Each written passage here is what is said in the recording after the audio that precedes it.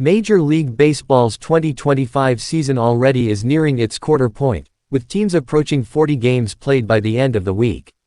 A small sample size to be sure, but the first 6 weeks of the campaign have featured some jaw-dropping statistical performances that have players, and one very bad team, on pace to set records and others to put up numbers not seen since the Truman administration. MLB mock draft. Who will Nationals take with first pick? Power rankings. Tigers hit new heights as Al's top team.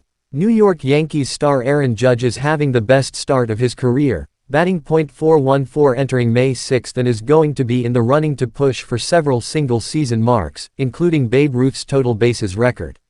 Meanwhile, the Colorado Rockies are on pace to put together the worst record in baseball history, potentially dethroning last season's Chicago White Sox, who finished 41-121.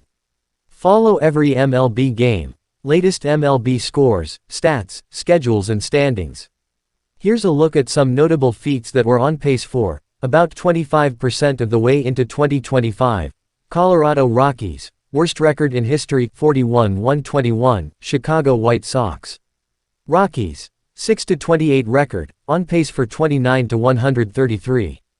It took more than 60 years for the infamous 1962 Mets to be overtaken by the 2024 White Soxes, the worst team ever, but the Rockies are playing historically bad baseball and will almost certainly be in the running for this record through the summer.